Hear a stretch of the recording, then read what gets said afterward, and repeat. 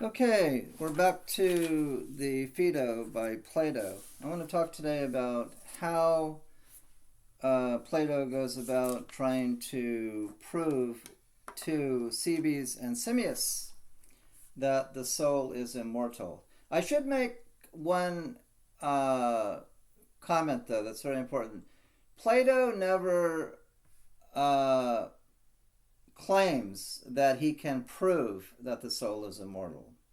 He always, at best, will say it's very likely that the soul is immortal, but he will never say that any of his proofs actually prove beyond doubt that the soul is immortal. His view is that when it comes to the existence of the soul after death, he believes that the evidence points in that direction, but he doesn't believe we can prove it.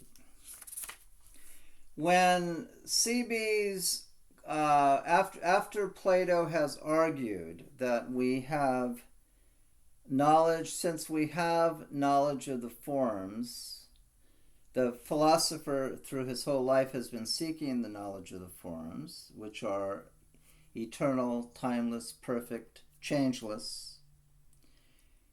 He believes that the only time the philosopher can actually know the forms perfectly is after death. That's when the soul will be completely isolated from the body. For Plato, the body is an impediment to perceiving the forms because the forms are invisible and can only be known by the mind.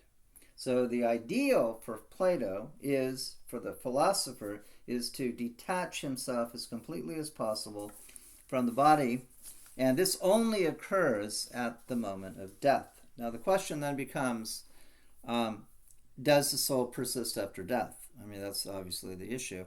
Socrates offers several arguments for it. The first one he offers is the argument from opposites. And that's probably the weakest of the arguments, but it basically goes like this. Uh, you have, here's some examples. You have bigger. Bigger is the opposite of smaller. Anything that becomes bigger has to come from being smaller. Anything that is smaller has to come from being bigger, right? So there's a cycle. Bigger to smaller, smaller to bigger. Better to worse. If something is better, it had to have been worse. If something is worse, it had to have been better. So these opposites go together. And another example he gives is the of sleeping and waking. You go to sleep from being awake, and then when you're awake, you go to sleep. When you're asleep, you wake up. There's this continual cycle. He then uses that analogy to talk about living and dying. Life and death are also opposites. And on the analogy of opposites always lead to other opposites, he claims that the living come from the dead and the dead come from the living. And if the living come from the dead, that means the soul has to have existed before it was born into this body. That's probably the weakest of his arguments, but it's an analogy. Opposites always exist together, and one of the opposites is life and death, and he uses that as a proof. It's not a very good proof, but at least as a analogy to make it credible that the soul exists after death. A stronger argument, perhaps the strongest argument, that the soul exists before it's born into this body. Plato believed in reincarnation, so he believed that our soul, before it exists in this body that we have, existed in the world of the forms. And what his proof of that is, the famous proof is in the dialogue, the Meno, which I haven't assigned. But in the Meno, a slave boy who knows nothing about mathematics whatsoever is taught simply through the process of asking questions. And through asking questions, simple questions, he's led to then prove a difficult geometric problem. Plato uses this as a proof that the slave boy is recollecting or remembering what he already knew about mathematics before he was born, because he never learned about geometry or mathematics in this life, and all that's been done is he's been asked questions, and he is able to give the right answer and to prove a geometric proof. And how is this possible? Plato argues that the slave boy, before he was born, knew the answers. He beheld the forms of geometry and mathematics in a previous life. When he was born into this life, he forgot it. He forgot what he knew previously. And through a process of questioning, he is able to get the answer. How is that possible? Plato says it's possible because learning is, and this is one of the most famous Platonic doctrines, learning for Plato is recollection. It's remembering what we knew in a previous life. How are we able to identify beautiful things? Well, because we are already acquainted with beauty in the previous life. How are we able to, when we see a circle, which we never actually see a perfect circle, how do we know that it is supposed to represent a perfect circle? Since we've never seen a perfect circle, how could we possibly know that? And Plato says that because we know the perfect circle because we were acquainted with the perfect circle before we were born, before the soul was embodied in this body. That's the doctrine of recollection. And that's the proof that is offered to show that the soul existed before death. But that raises a problem because Simmias and Cebes say all that shows is that the soul existed before death, but it doesn't prove that the soul is immortal. All it shows is that the soul existed before it was embodied in this body. But why should we believe that after we die, the soul continues to exist? Socrates then offers another proof, which is basically a proof from the distinction between accidental and essential properties. For example, an accidental property is something that something has that it doesn't need to have, where an essential property is something that it has to have in order to be what it is. So, for example, if I draw a circle, I could draw a red circle or a blue circle or a yellow circle, right? But the color of the circle is accidental. It's whether it's red or blue or yellow, it's still a circle. So the color of the circle is not necessary for what I am drawing being a circle. But if I am drawing a circle, there is something absolutely necessary that has to be characterized as a circle, and that is that the circle has to be perfectly round. It has to be round, because roundness is a necessary condition for something being a circle.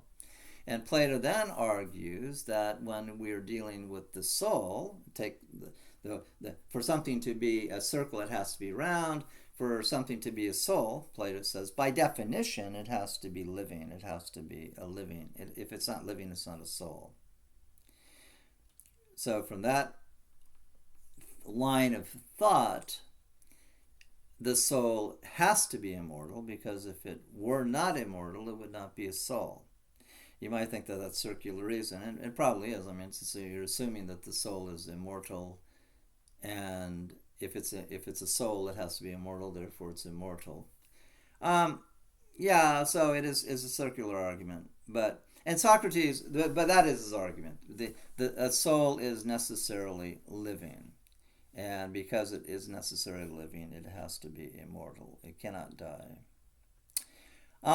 Basically, I think when you look at these arguments that Socrates puts forward, I think the best argument is an argument from recollection. I mean, that would be Plato's strongest argument.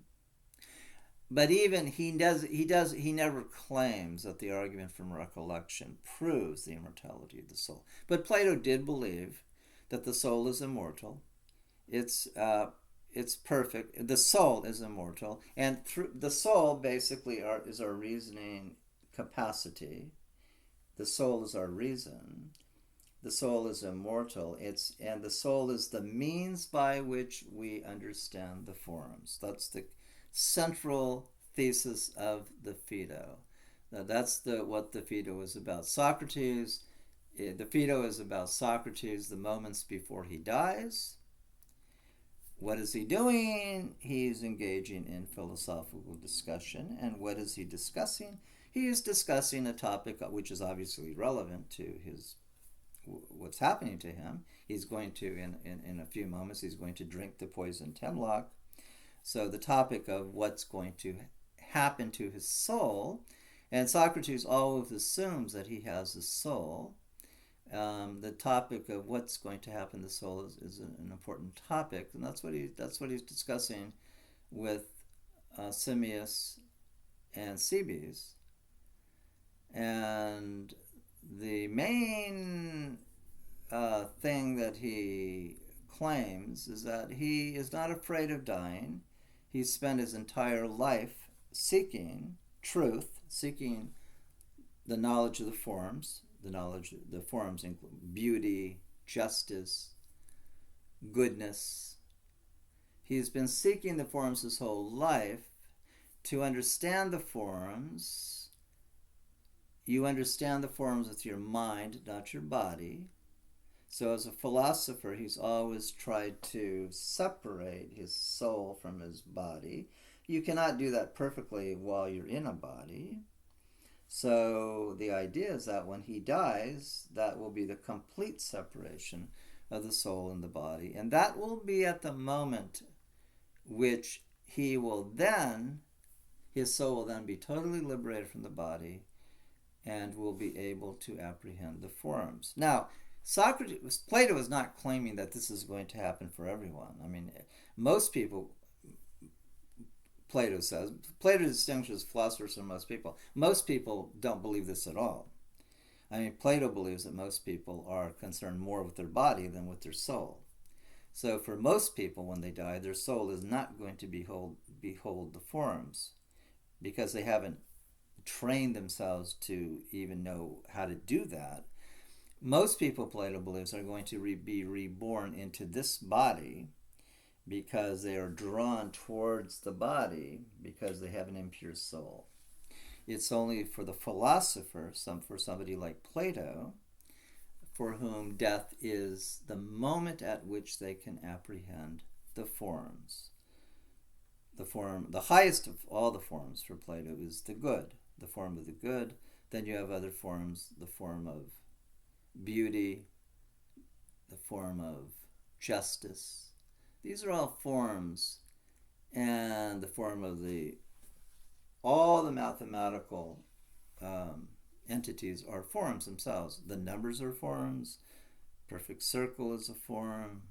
Perfect triangle is a form. In fact, Plato believes that everything has a form. There's the form of the perfect table, the form of the perfect tree. These are abstract entities which for Plato believes are ontologically real, meaning that they really exist independent of our minds. Our minds or our souls apprehend the forms, but the forms are not simply concepts in our minds. Anyway, that's all I'm going to say about the Phaedo. The Phaedo is a dialogue worth reading at least twice. I mean, you read it one time, you get the basic idea. If you read it a second time, you'll pick up more details that you missed the first time reading it. The more times you read any Platonic dialogue, you're going to get more out of it. Just like anything, like read Hamlet. Anything. The more you read something, the more you're going to get out of it. If you haven't read The Allegory of the Cave, that's about 2 pages in the Republic. Make sure you read The Allegory of the Cave because that's what it complements what Plato says in the Phaedo. So I will stop at this point, and I'm not going to say anything more about the Phaedo. I have posted a couple other lectures dealing with the forms in more detail. So make sure you watch those. Okay, that's all.